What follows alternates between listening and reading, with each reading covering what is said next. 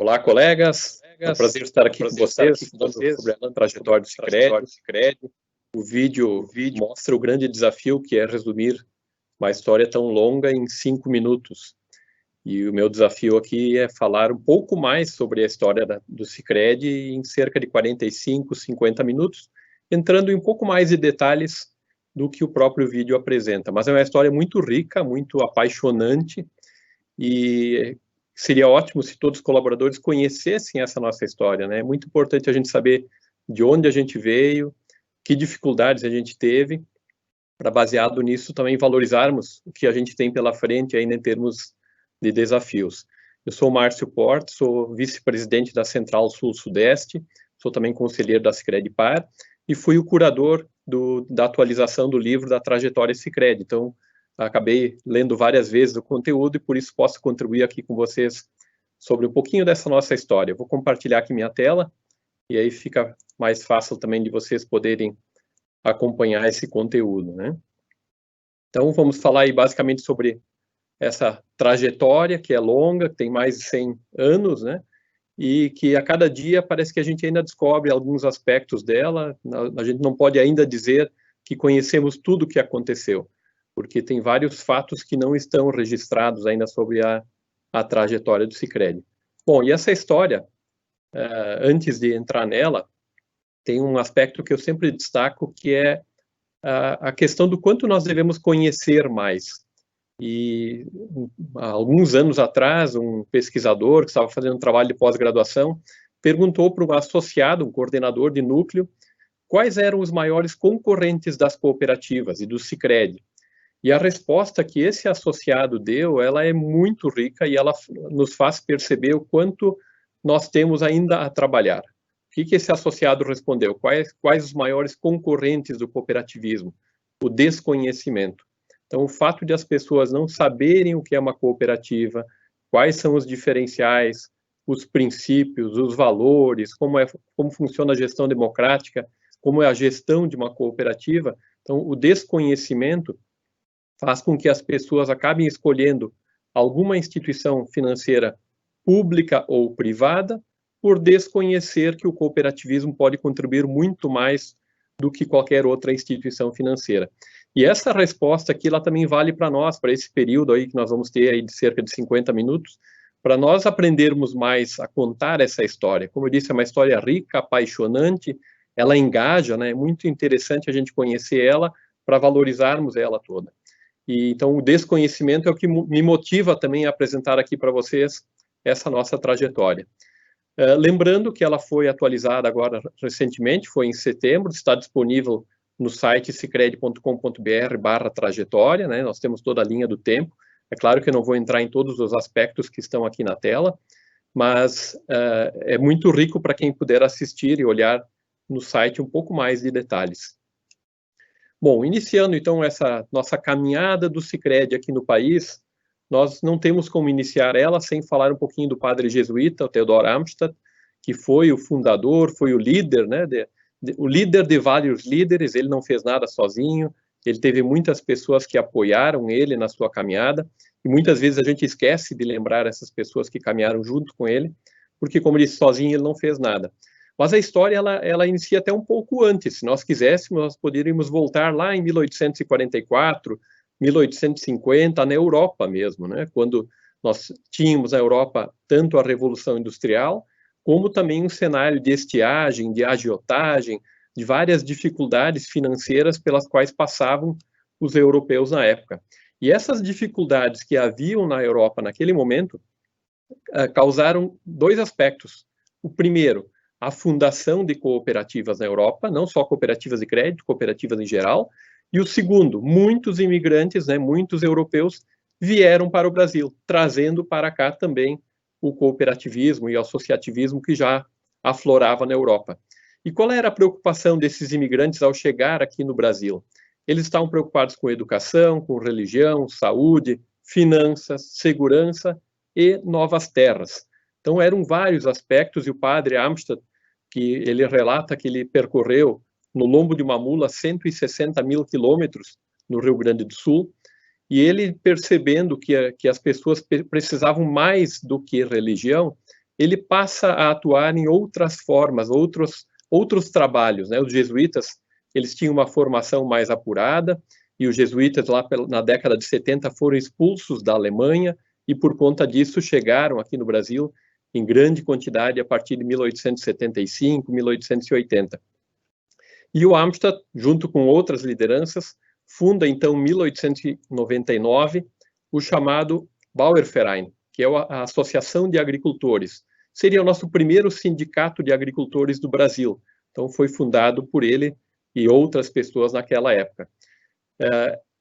Logo adiante, nós temos então a fundação da Sicredi Pioneira, já como uma das ações empreendidas pelo Amstadt para dois aspectos, o problema das finanças e o problema das novas terras. Os imigrantes que chegavam aqui chegavam com grandes famílias, existem vários registros de que as famílias tinham 10, 15 pessoas, e esses filhos, quando casavam, também voltavam a ter mais 10 filhos, e as terras passavam a ser pequenas. Então, um dos problemas que o Bauernverein trabalhava era encontrar novas áreas de terras no Rio Grande do Sul, novas frentes de colonização, para que esses imigrantes pudessem ir para lá, constituir família em um novo território. Só que havia um problema, eles tinham novas terras, nós tínhamos terras em abundância aqui no Rio Grande do Sul, mas os imigrantes haviam vindo para cá por dificuldades financeiras, então eles não tinham como comprar essa terra. E aí que surge o papel importante das cooperativas de crédito para financiar a compra dessas terras. Passo seguinte, o que é muito importante, quando a gente fala do padre Amstadt, normalmente a gente lembra apenas das cooperativas de crédito. E, na verdade, o motivo, né, o que movimentava o Amstadt era algo muito maior, que era dar qualidade de vida aos imigrantes, não era constituir cooperativas.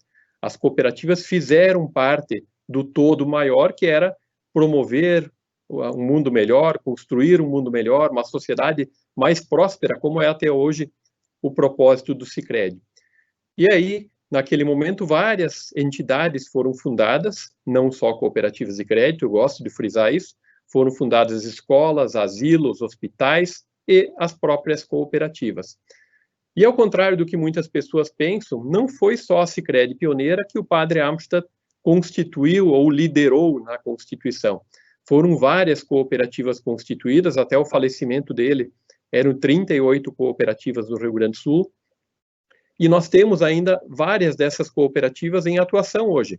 Nós temos tanto a Sicredi Pioneira, fundada em 1902, Sicredi Integração em 1906, a União em 1913, todas elas são do Rio Grande do Sul, a Região Centro em 1914, Vale do Rio Pardo em 1919, Nordeste em 1923, das Culturas em 1925, União Metropolitana em 1925, Centro-Serra em 1927 e Noroeste em 1946. Nesse mapa estão marcadas em verde as cooperativas que ainda estão em funcionamento, mas vejam que várias são as cooperativas que deixaram de existir.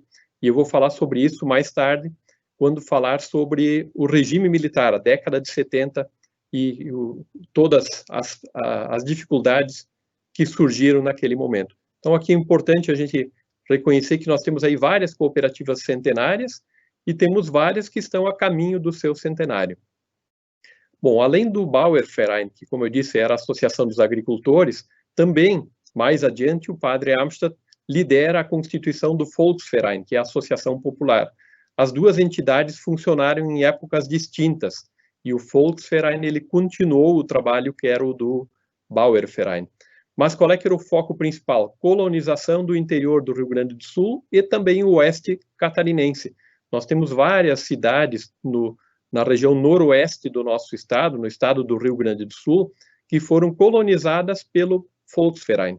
E as cooperativas, como eu disse antes, eram parte importante nessa estratégia de colonização, pois permitiam que os colonos, né, os imigrantes, financiassem suas terras. E o Amstadt, ele exercia um papel importante também de secretário itinerante. Né? Talvez alguns já tenham ouvido falar da expressão caixeiro viajante, né? O Amstadt era o secretário itinerante, que era a pessoa que percorria no lombo da sua mula todas as comunidades do interior que haviam sido constituídas. E ele exerceu esse papel até 1923. Então, foi de 1912, quando foi constituído o Volksverein, até 1923. E ele só deixou de exercer esse papel de secretário itinerante porque em um determinado momento, em 1919, ele caiu de sua mula e ele rompeu o tendão do joelho.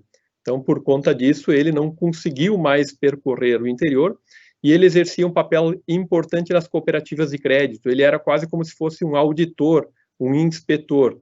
Ele ia até as cooperativas, ele verificava o livro caixa, o livro de atas, verificava as operações que haviam sido feitas. E no momento que ele deixa de viajar para as cooperativas, como as caixas rurais, como eram chamadas na época, passam por várias dificuldades financeiras e de organização. Quem organizava as cooperativas era o Amstad naquele momento, né, e os padres jesuítas como um todo. Depois disso, o que aconteceu? Então, para suprir essa ausência do Amstad, foi fundada uma central de caixas rurais, em 1925, na cidade de Santa Maria, e depois essa sede, então, passou a ser em Porto Alegre. Santa Maria foi apenas a Assembleia de Constituição da Cooperativa Central, mas a sede dela é em Porto Alegre. E essa central, ela foi fundada por 20 cooperativas e ela tinha basicamente o trabalho de reorganizar as cooperativas e fazer aquilo que o Amstad antes fazia praticamente sozinho. Então passou a existir uma cooperativa central para exercer essa atividade em 1925. Nós tivemos um período de grande crescimento do cooperativismo, aí das décadas de 1930 até 1960.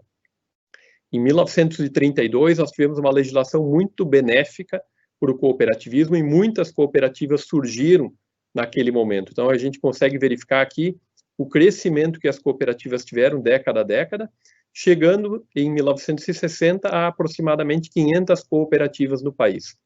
Mas, da mesma forma que foram constituídas muitas cooperativas idôneas, corretas, éticas, foram também constituídas cooperativas que não tinham muita clareza, muita ética na sua atuação.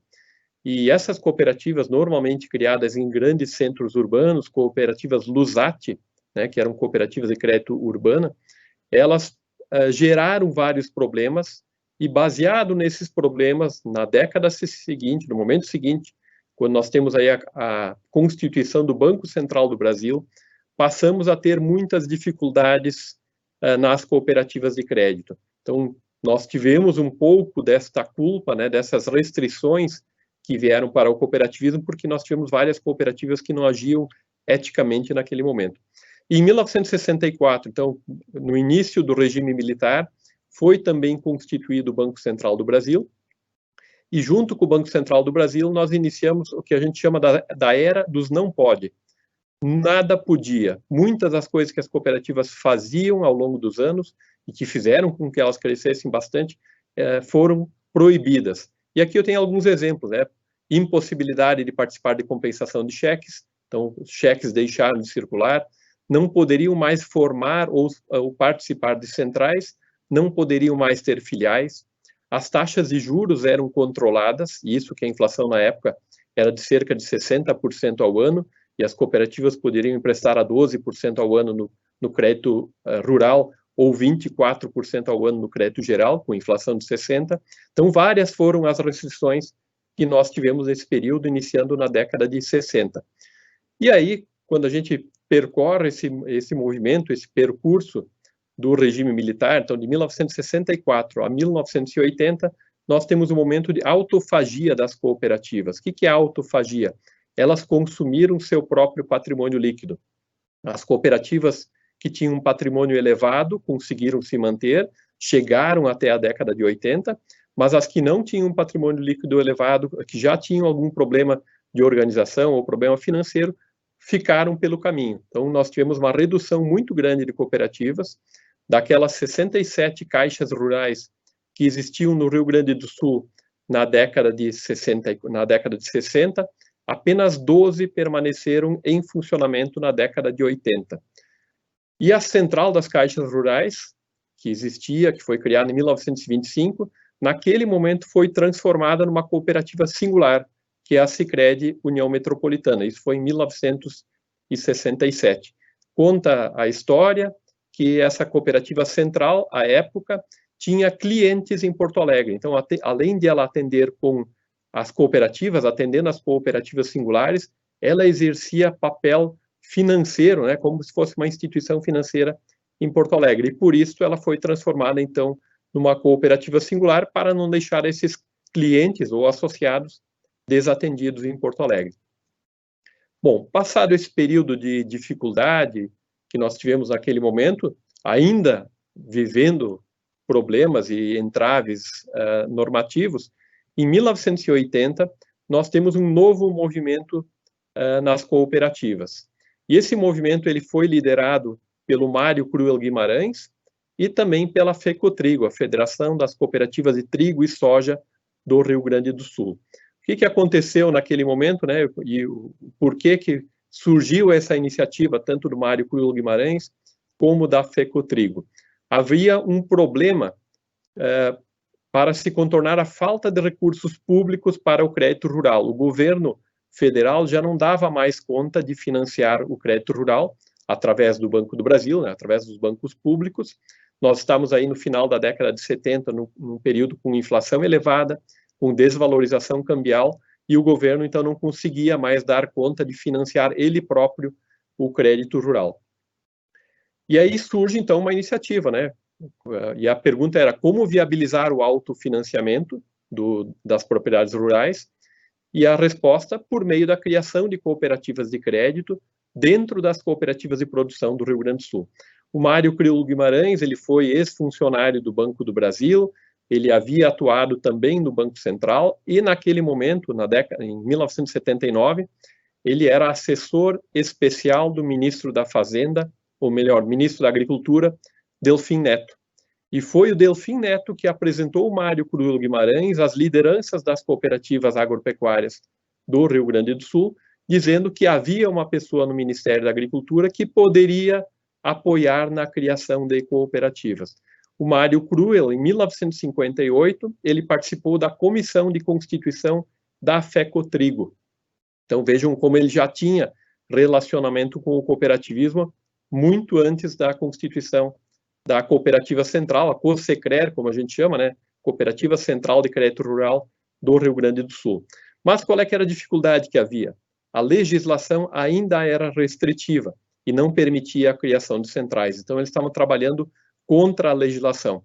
Qual foi a estratégia adotada por Mário Cruel? Fundar uma central, argumentando que seria para preservar a história das 12 cooperativas rurais remanescentes. Então, para preservar a história, nós precisamos criar uma cooperativa central. E essa estratégia deu certo, tanto é que após a constituição da central, que foi em 27 de outubro de 1980, na próxima terça-feira, então é o aniversário dos 40 anos da central, em 1980 criada a central, e em 82 já haviam 40 cooperativas, as 9 iniciais e mais 31. E em 1985 já eram 60 as cooperativas filiadas.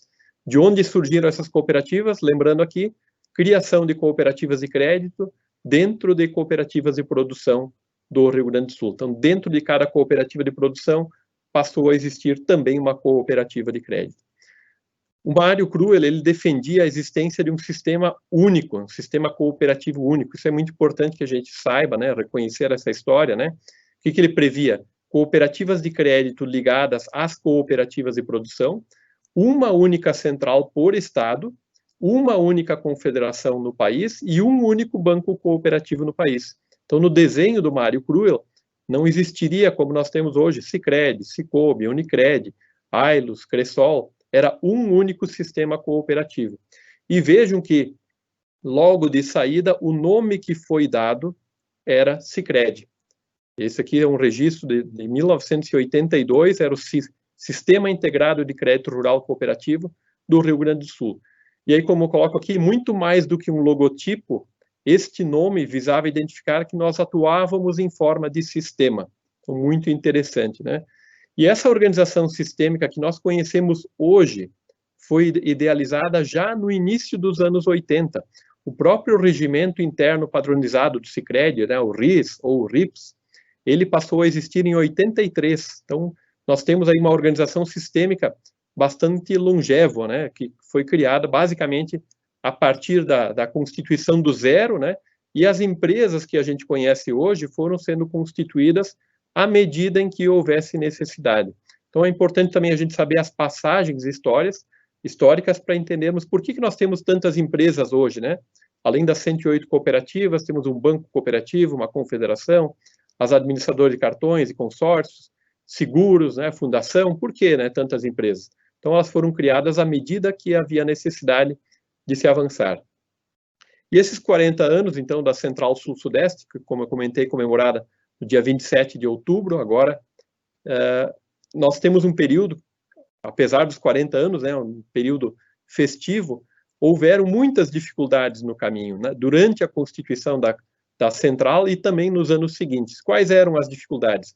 As cooperativas antigas, aquelas que já haviam sido constituídas no início do século, elas eram muito resistentes à padronização, elas tinham até então uma grande autonomia. Participar de um sistema retirava a autonomia dela. Falta de profissionais qualificados nas cooperativas de crédito. Vamos lembrar que as cooperativas de crédito foram criadas dentro das cooperativas de produção. Os primeiros funcionários conheciam bem do agro, mas não tanto do crédito. Dificuldade de custeio, né, de como se manter, como pagar as contas da central. Dependência de repasses de recursos de outros bancos. As restrições legais continuavam ainda, né? A era dos não pode permanecia. A inflação era elevada. Houveram dificuldades nas cooperativas de produção na década de 80, no início da década de 80. Planos econômicos e ainda estruturar a tecnologia. Então, algumas dificuldades pelas quais as cooperativas passaram nesses primeiros 10 anos da constituição da Central. Mas as ideias do Rio Grande do Sul, elas foram amplamente disseminadas pelo Rio Grande do Sul, pelo Brasil. O Mário Cruel tinha na sua cabeça todo o desenho de como seria um sistema cooperativo perfeito. Ele visitou várias embaixadas que estavam situadas em Brasília para conhecer os modelos cooperativos da Holanda, da Alemanha, de vários países que têm destaque, né? Estados Unidos, Canadá.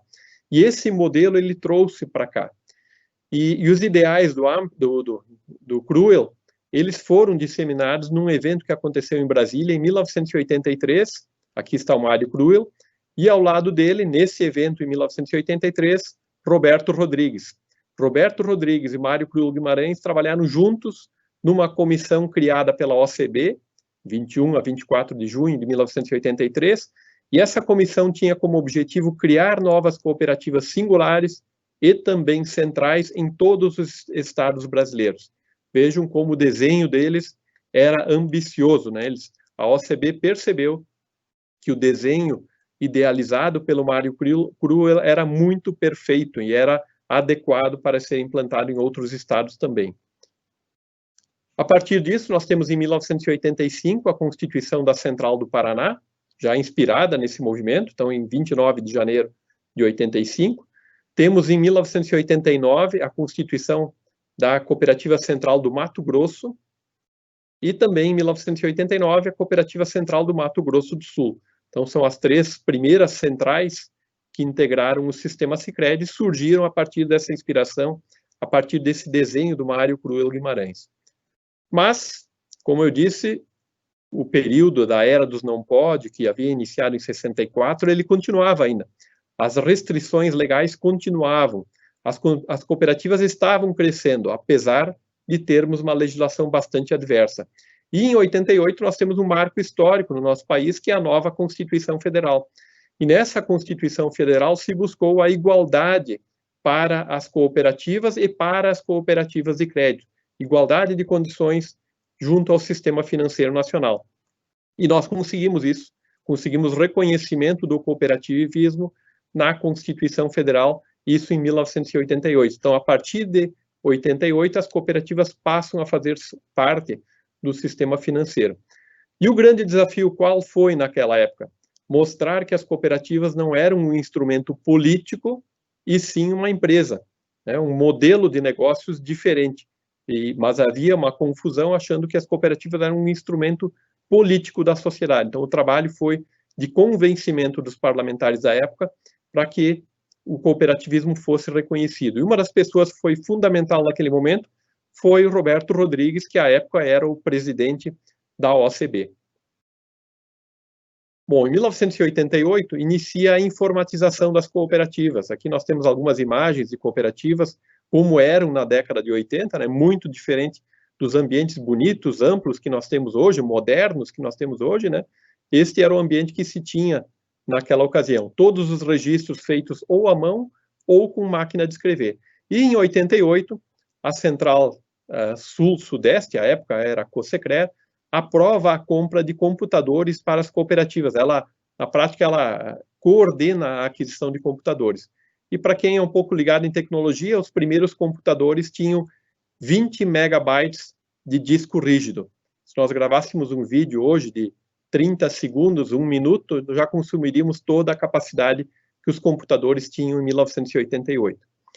E havia ainda o desafio da padronização, e a década de 90 foi a época de padronização do Sicredi. Até então, o que se via eram várias cooperativas que participavam de uma central, né? Diziam que participavam de uma central, estavam nas assembleias, e por que eu digo diziam? Porque existem vários registros nas atas das assembleias, que se aprovava algo numa assembleia da central, mas que quando a cooperativa voltava para seu dia a dia, ela fazia coisas diferentes. Então, o que se viu eram cooperativas que participavam de uma central, mas não tinha padronização nas operações, nos negócios, nos processos.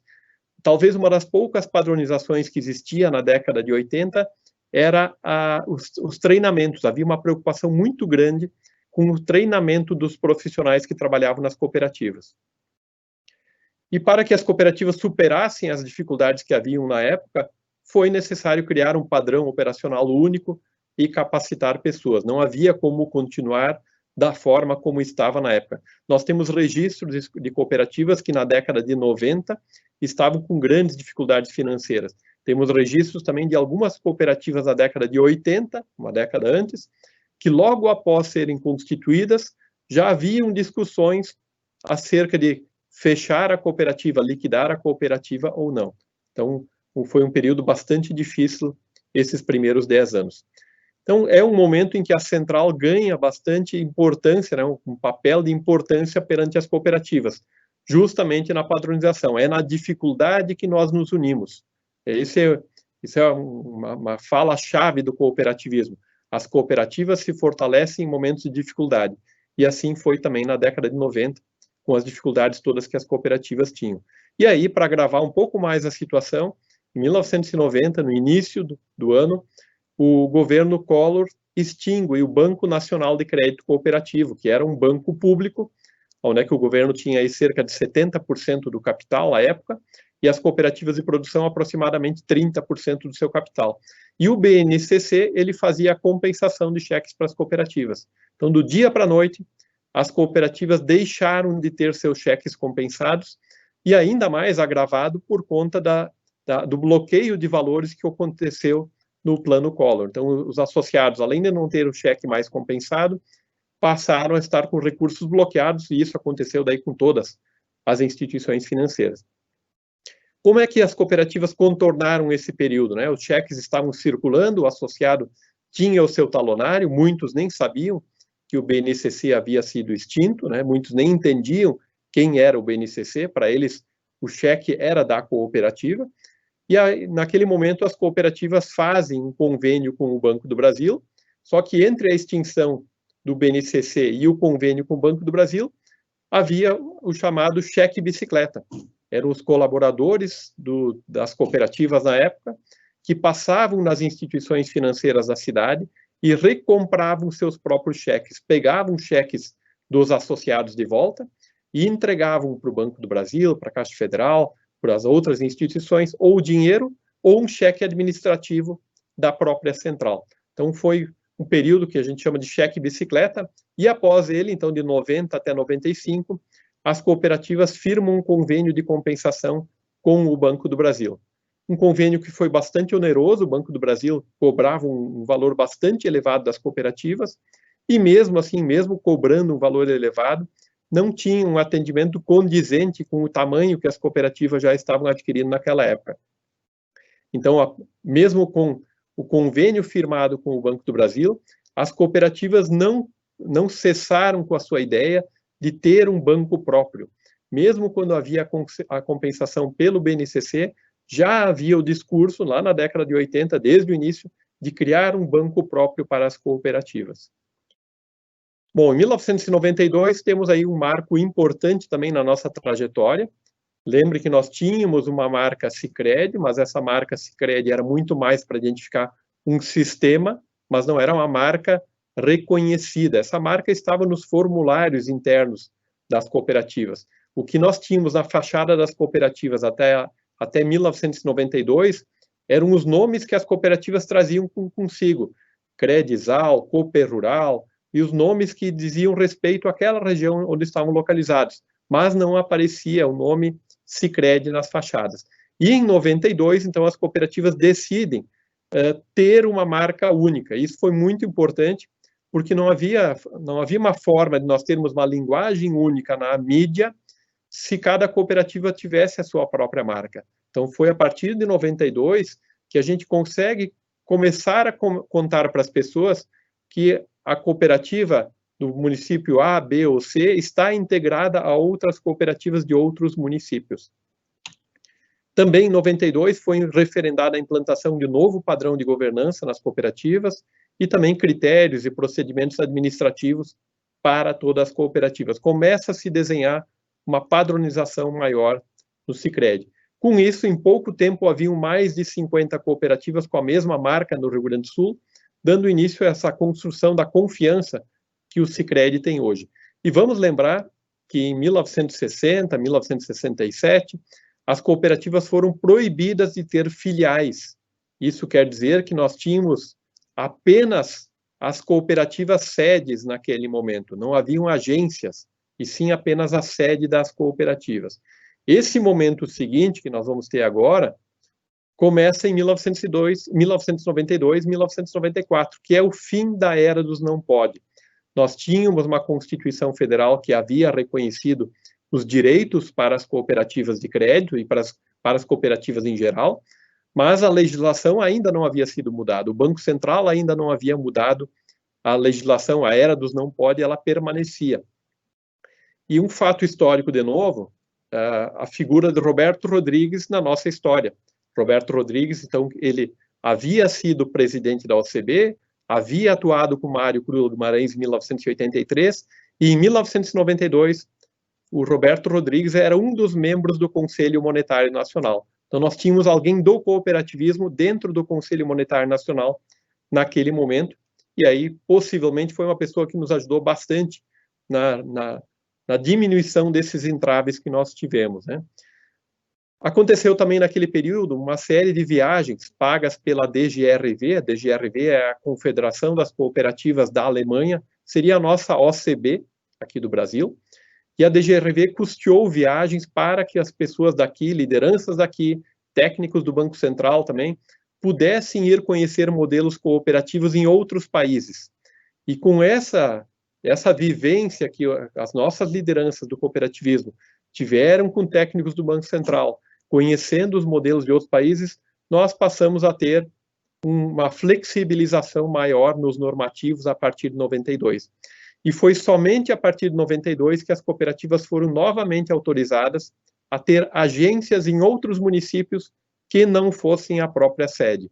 Então, veja que nós estamos falando aí em 90 anos de história do cooperativismo até aqui, e a partir daqui a gente tem um novo período de crescimento, justamente porque a legislação passa a ser mais flexível, mais favorável, né?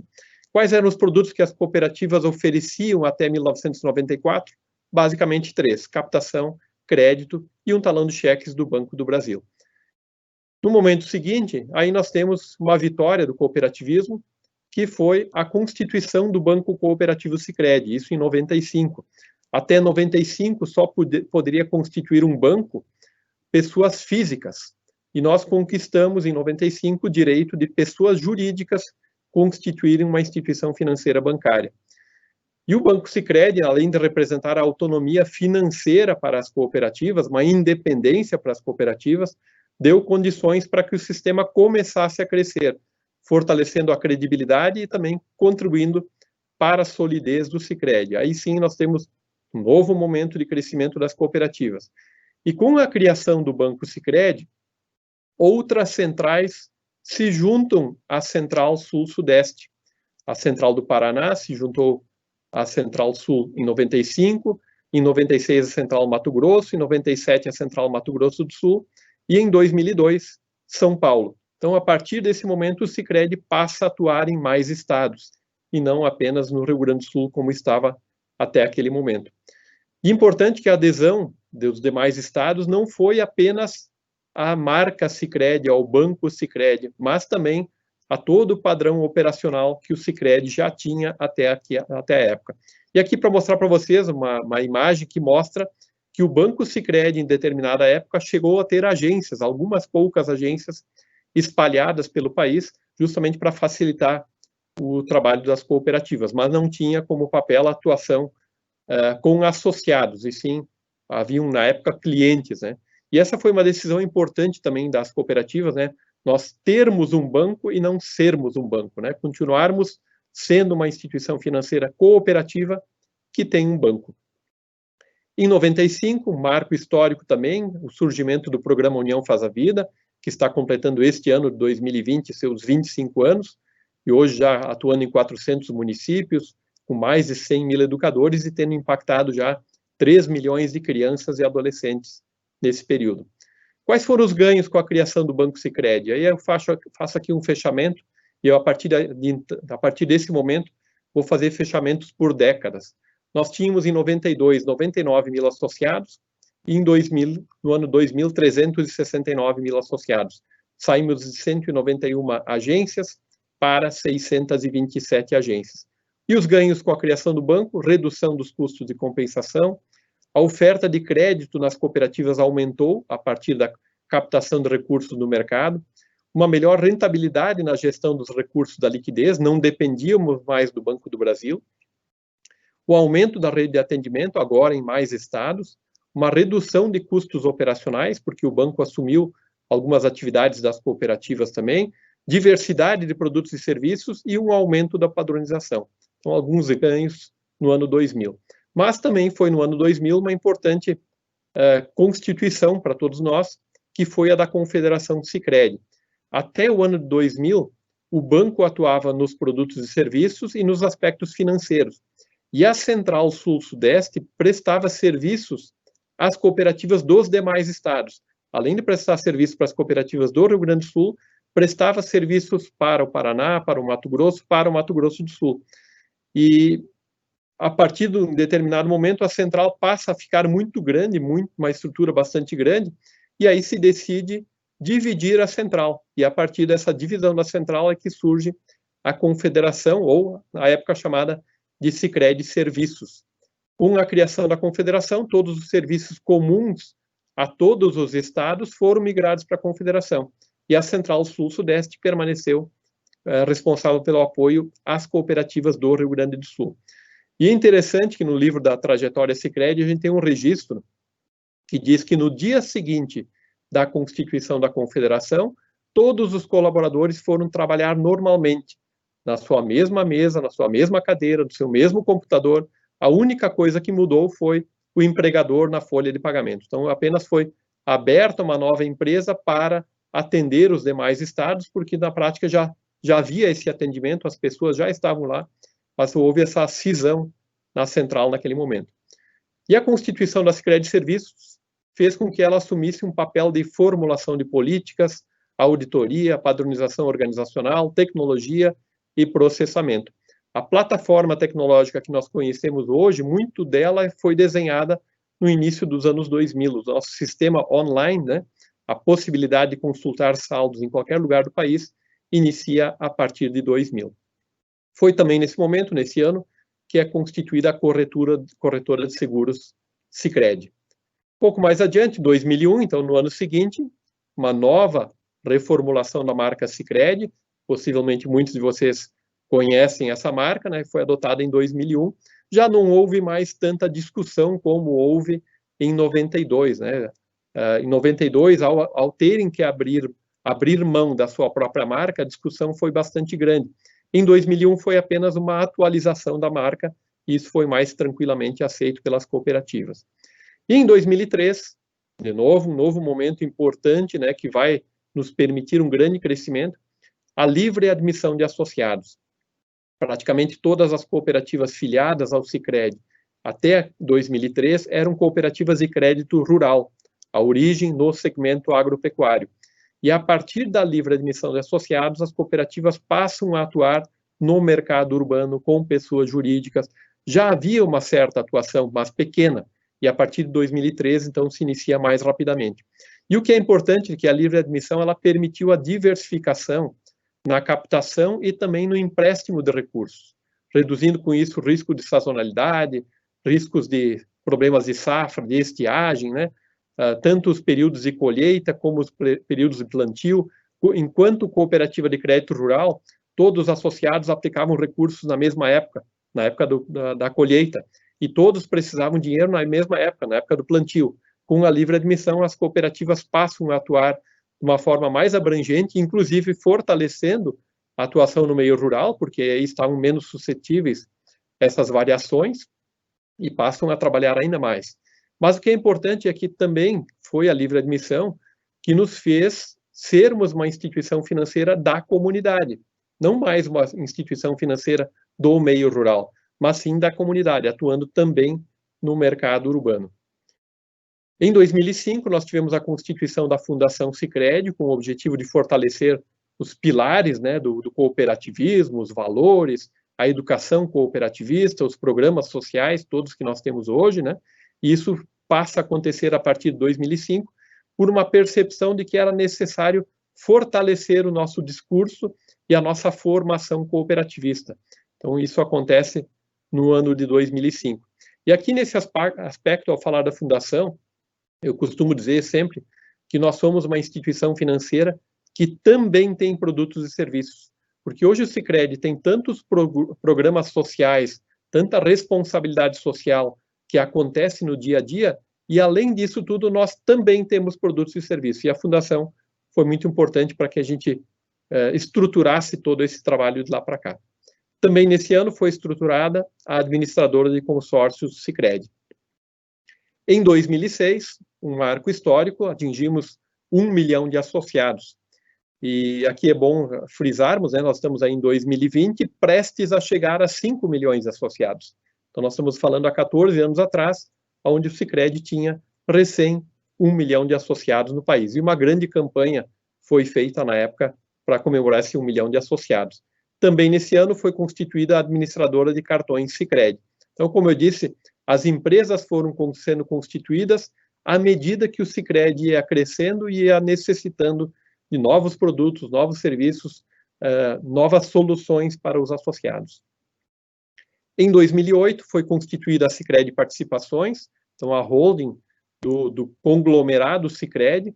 Até aquele momento, havia um colégio deliberativo que tomava as decisões pelo Sicredi. Esse colégio era formado por todas as centrais que se reuniam para discutir os assuntos em comum, mas esse colégio deliberativo ele não era reconhecido perante o Banco Central, perante entidades externas, e a Sicredi assumiu esse papel de liderança na governança do Sicredi. Então, hoje, é muito claro para as entidades externas que a Sicredi é a holding, a controladora, é a estrutura, é ela que dá a estrutura de governança para o sistema Sicredi.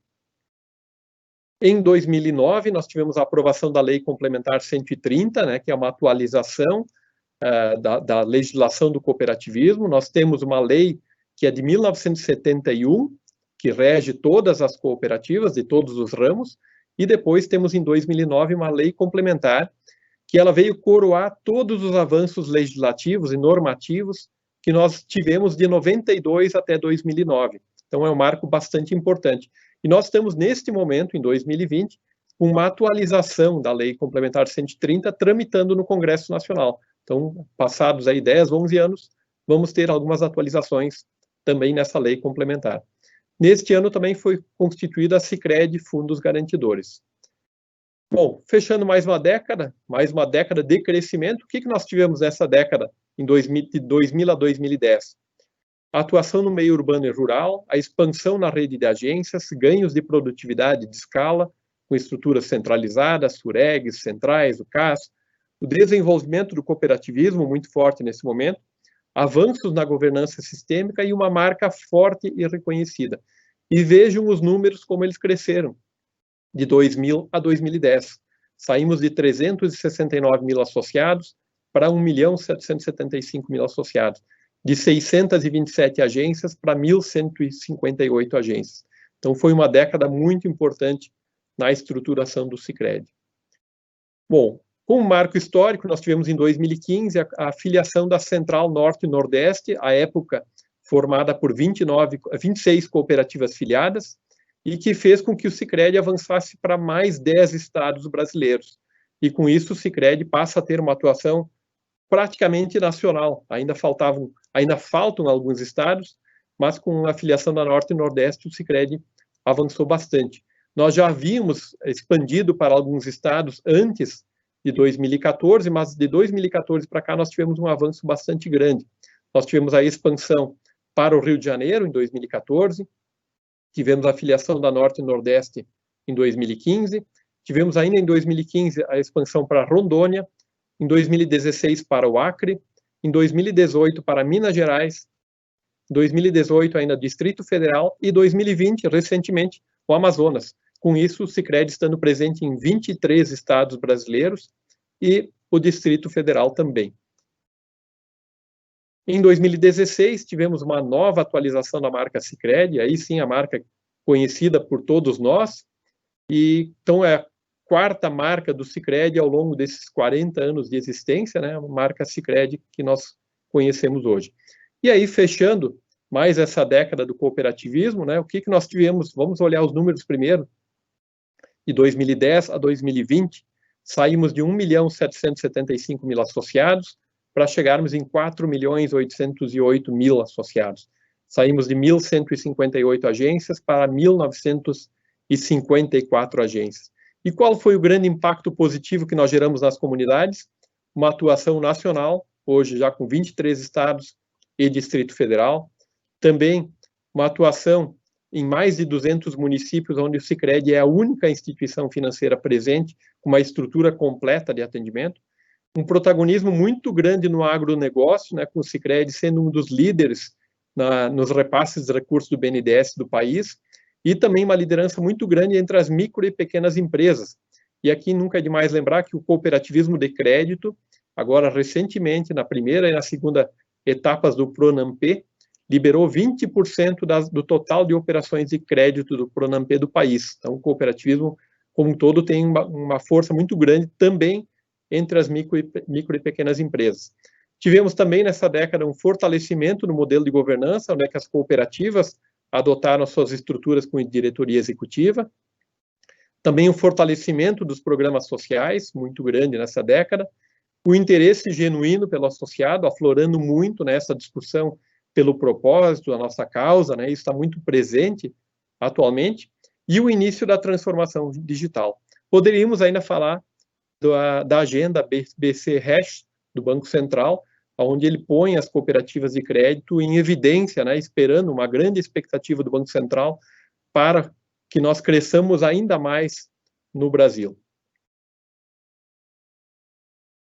Bom, e aí nós temos um momento também bastante marcante para o Sicredi, bastante importante, que é o momento que nós estamos vivendo hoje, né, de firmarmos um propósito, termos um propósito único para o Sicredi, né, a nossa visão inspiradora, o motivo pelo qual a gente acorda de manhã, né? Nós vamos trabalhar para quê? Por qual motivo? Por qual motivo o Sicredi existe? É apenas para oferecer produtos e serviços? Não, nós temos aqui um propósito que foi trabalhado nos últimos 12 meses e que, aí na medida que nós estamos avançando, né, nos próximos, na década 2020, 2030, será muito difundido entre todos, né? E qual é o nosso propósito? Construir juntos uma sociedade mais próspera.